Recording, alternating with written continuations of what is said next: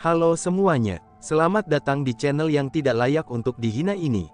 Sebelum kita mulai, atur posisi santainya, seruput kopinya, dan mari kita berkhayal.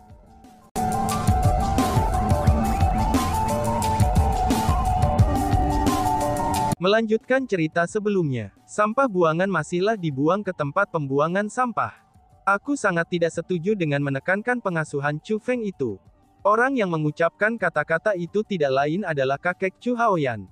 Selain kakek Chu Haoyan, ada dua tetua agung lainnya yang hadir di aula istana ini. Salah satunya adalah Chu Hanpeng. Adapun yang lain, dia memiliki wajah yang tampak baik hati. Selanjutnya, penampilannya agak mirip dengan kekasih Chu Ruoshi. Orang itu adalah kakek Chu Ziyuan. Di dalam aula istana, kursi utama benar-benar kosong, dan tidak ada yang berani duduk di situ. Alasan untuk itu adalah, karena kursi itu adalah sesuatu yang hanya ketua klan Chu Heavenly yang bisa mendudukinya. Karena itulah, mereka bertiga duduk di kursi yang lebih rendah dari kursi utama. Chu Hanpeng sedang menikmati teh. Dia bertindak tenang dan acuh tak acuh, dan seolah-olah dia belum mendengar apa yang dikatakan kakek Chu Haoyan. Namun, kakek Chu Ziyuan segera menyangkal kakek Chu Haoyan dan berkata, Chu Feng dianggap sebagai sampah saat itu, karena dia dianggap tidak dapat berkultivasi. Namun, dia sekarang telah mengungkapkan bakatnya untuk berkultivasi. Tidak peduli apa yang telah dilakukan ayahnya, dia tetap menjadi anggota Chu Heavenly kita. Jika kita tidak menekankan pemeliharaan bakat seperti dia, orang macam apa yang harus dipelihara oleh klan surgawi Chu kita? Ucap kakek Chu Ziyuan. Apa gunanya memelihara dia? Apakah kamu tidak takut bahwa dia akan berakhir seperti ayahnya, dan menjadi musuh dari klan surgawi Chu kita? Kata kakek Chu Haoyan. Klaim itu terlalu berlebihan bukan? Sejak kapan Chu Xuanyuan menjadi musuh klan surgawi Chu kita? Lebih jauh lagi, apa yang terjadi pada generasi ayah seseorang itu tidak ada hubungannya dengan generasi muda. Meskipun cucumu telah dikalahkan oleh Chu Feng, tapi kamu seharusnya tidak harus mencoba membuat hal-hal sulit baginya seperti ini, kata kakek Chu Ziyuan. Kakek Chu Haoyan tidak menjadi marah setelah mendengar kata-kata itu. Namun sebaliknya, matanya menyipit dan dia mencibir. Kita harus menilai masalah seperti apa adanya. Tidak perlu melibatkan Haoyan. Selama bertahun-tahun, aku tidak pernah sengaja membuat hal-hal sulit bagi siapapun karena Haoyan, ucap kakeknya Chu Haoyan. Oh, begitukah? Kenapa aku pernah mendengar bahwa kamu akan dengan sengaja membuat hal-hal sulit bagi siapa saja yang berani berbicara buruk tentang cucumu? Kata kakek Chu Ziyuan. Kamu hanya mengutarakan omong kosong dan membuatku marah. Kakek Chu Haoyan berteriak. Apakah kalian berdua sudah selesai bertengkar? Tepat pada saat itu, Chu Hanpeng yang diam sepanjang waktu akhirnya berbicara. Begitu Chu Hanpeng berbicara, kakek Chu Haoyan dan kakek Chu Ziyuan segera menutup mulut mereka, dan tidak mengatakan apa-apa lagi. Dari sini dapat dilihat bahwa, meskipun mereka semua adalah salah satu dari 9 tetua agung klan Chu Heavenly Clan, tapi status Chu Hanpeng melampaui mereka sendiri. Kembalinya Chu Feng ke klan sudah menjadi kenyataan. Dengan demikian, ia harus menerima perlakuan normal yang diberikan oleh klan kami. Aku sudah memutuskan masalah ini, apakah kamu keberatan? Tanya Chu Hanpeng sambil memandang kakek Chu Haoyan. Aku tidak akan berani, kakek Chu Haoyan berbicara dengan suara lembut. Pandangannya benar-benar dipenuhi dengan kegugupan. Itu bagus kalau tidak ada, ucap Chu Hanpeng sambil berdiri, dan melihat ke kakek Chu Ziyuan. Aku akan melanjutkan pelatihan pintu tertutupku sekarang. Kamu akan menangani hal-hal di klan saat aku berlatih, ucap Chu Hanpeng. Siap, kakek Chu Ziyuan buru-buru berdiri, dan membungkuk dengan hormat kepada Chu Hanpeng. Adapun Chu Hanpeng, setelah dia selesai mengatakan kata-kata itu, dia berjalan keluar dari aula istana. Setelah Chu Hanpeng pergi, kakek Chu Haoyan mengungkapkan ekspresi gelap dan menyeramkan. Tampaknya kamu tidak akan bisa membela cucumu, kata kakek Chu Ziyuan dengan senyum di wajahnya. Senyumnya itu bahkan mengandung sedikit ejekan. Tidak peduli apa, cucuku melebihi cucumu, kata kakek Chu Haoyan. Hahaha, mendengar kata-kata itu, kakek Chu Ziyuan tertawa terbahak-bahak. Kakek Chu Haoyan benar-benar bingung. Dia pun melambaikan lengan bajunya dan pergi. Dia tahu betul apa niat Chu Hanpeng. Alasan mengapa Chu Hanpeng membuat kakek Chu Ziyuan menangani hal-hal penting dalam klan selama pelatihan tertutupnya adalah, itu karena kakek Chu Ziyuan telah melindungi Chu Feng. Sementara kakek Chu Haoyan tidak takut pada kakek Chu Ziyuan, maka tidak mungkin baginya untuk tidak takut pada Chu Hanpeng. Jadi, dia tahu bahwa terlepas dari seberapa besar dia membenci Chu Feng, maka dia tidak bisa menyentuhnya. Chu Feng tidak tahu tentang percakapan ini antara tiga tetua agung ini. Saat mereka sedang berbicara, Chu Feng telah mendengarkan Chu Yue menjelaskan mutiara nasib yin yang kepadanya. Aku benar-benar tidak pernah berharap, bahwa akan ada begitu banyak mutiara nasib yin yang, ucap Chu Feng dengan sangat bersemangat. Dia telah belajar dari Chu Yue bahwa, mutiara nasib yin yang dipisahkan ke dalam berbagai tingkatan. Dari yang lemah hingga ke kuat, mereka masing-masing adalah microstar, macrostar, half moon, full moon, dan sun moon. Kerja sama antara kedua orang ini, itu sangat penting untuk menentukan tingkat apa yang akan diperoleh mutiara yang yin. Itulah alasan mengapa dua orang harus membangunkan mutiara yin yang bersama-sama. Tingkat yang berbeda yin yang vapors, itu memiliki efek yang berbeda di dalam gerbang yin yang. Dengan demikian, membangkitkan Pearl Yin yang Fate yang lebih kuat hanyalah sesuatu yang semua orang inginkan. Dengan bakat adik kecil Chu Feng, itu pasti akan menjadi perjalanan di taman bagimu untuk membangkitkan Pearl Fate Yin yang kuat. Kamu bahkan mungkin dapat membangkitkan mutiara Fate Yin yang Fate setengah bulan. Adik kecil Chu Feng, tunggu sebentar di sini. Aku akan pergi dan menyiapkan bahan-bahan yang kita butuhkan. Setelah itu, kita akan membangkitkan mutiara nasib Yin yang, ucap Chu Yue. Setelah mengucapkan kata-kata itu, Chu Yue cepat-cepat pergi. Itu dapat dilihat bahwa dia sangat antusias bisa berlatih di domain suci 9 bulan. Setelah Chu Yue pergi, Chu Feng melihat ke arah gerbang dan berkata, "Sejak kamu datang, mengapa kamu tidak menunjukkan dirimu?" Tanya Chu Feng. "Seperti yang diharapkan dari spiritualis dunia jubah agung. Persepsi kamu benar-benar luar biasa," ucap seseorang. Setelah Chu Feng mengatakan kata-kata itu, seseorang benar-benar muncul. Orang itu adalah seorang pemuda. Dia memiliki perawakan tinggi dan kulit gelap. Dia memiliki senyum cemerlang di wajahnya sejak dia mengungkapkan dirinya. Dan hal yang terpenting adalah, aura orang itu sangatlah kuat. Chu Feng sebenarnya tidak mampu menentukan kultivasinya. Namun, Chu Feng dapat menentukan bahwa ia harus menjadi anggota generasi muda. "Mungkinkah kamu adalah Chu Qing?" Chu Feng bertanya. Chu Feng telah bertemu hampir semua jenius generasi muda Chu Heavenly Clan, dan satu-satunya orang yang belum dia temui adalah Chu Qing.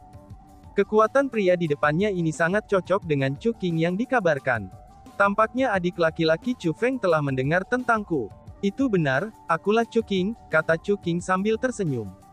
Dia adalah orang yang menduduki peringkat pertama dalam daftar jenius tingkat iblis 5 kali berturut-turut, saingan Chu Ziyuan ketika dia masih muda, dan anggota terkuat Chu Heavenly Clan saat ini dari generasi muda, Chu Qing. Seru si ratu. Bahkan mata si ratu mulai bersinar setelah melihat Chu Qing. Alasan untuk itu adalah, karena Chu Qing benar-benar terkenal. "Apa yang mungkin membawa kakak Chu Qing ke sini hari ini?" tanya Chu Feng. Setelah memverifikasi identitas pria itu, Chu Feng segera memanggilnya sebagai kakak. Alasan untuk itu adalah, karena Chu Feng sekarang merasakan perasaan yang sama sekali berbeda dari perasaan yang didapatnya dari Chu Ziyuan. Sementara Chu Ziyuan merasa sangat berbahaya baginya, tapi Chu Qing memancarkan perasaan kebenaran. "Aku ingin bertarung melawan adik kecil Chu Feng," kata Chu Qing. Kamu datang untuk menantangku?" tanya Chu Feng. "Aku tidak akan menyebutnya sebuah tantangan. Itu hanya sparring.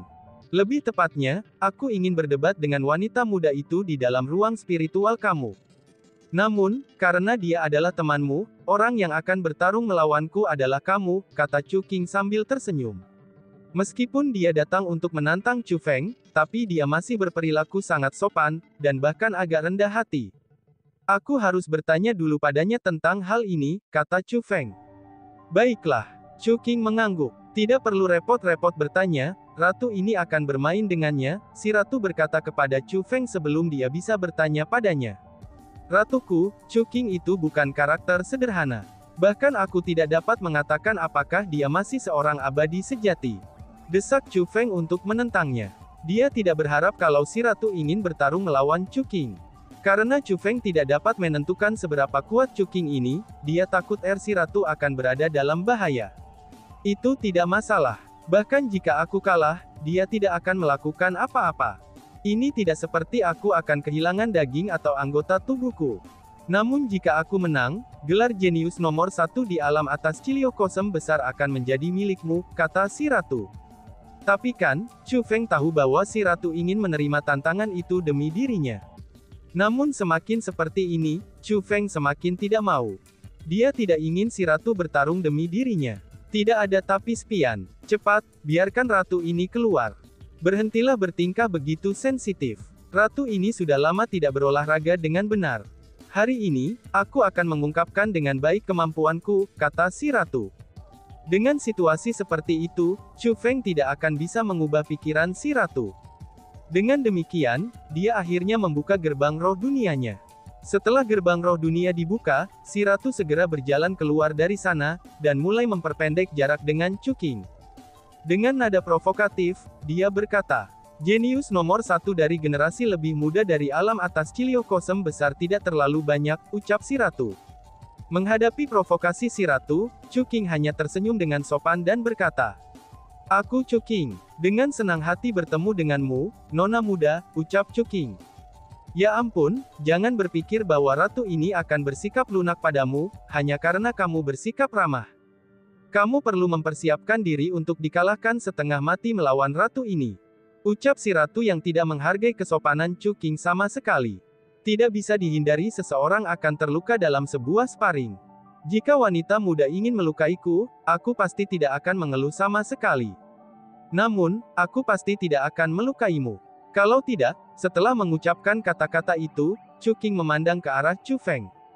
Dengan senyum di wajahnya, dia berkata, "Aku takut adik kecil Chu Feng akan mencoba membunuhku." Kata-kata Chu Qing memiliki implikasi tersembunyi. Tampaknya dia sudah siap. Dia bahkan tahu bahwa hubungan antara Chu Feng dan si ratu memang luar biasa.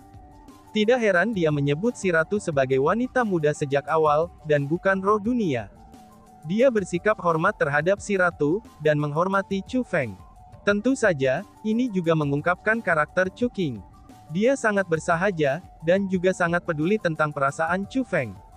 Sebagai orang terkuat dari generasi muda di alam atas Ciliocosm besar saat ini, maka benar-benar sulit untuk percaya bahwa ia akan bertindak dengan cara seperti itu.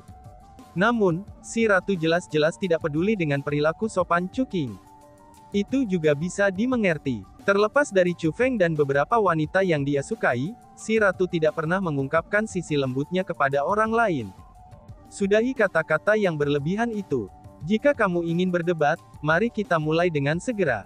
Ketika si ratu berbicara, dia mulai berjalan keluar. Dia tahu betul bahwa dengan kekuatan yang dia dan Chu Qing miliki, ruangan itu pasti tidak memiliki ruang yang cukup bagi mereka untuk bertarung. Belum lagi ruangan, bahkan seluruh aula istana kemungkinan akan dihancurkan sepenuhnya oleh kekuatan mereka.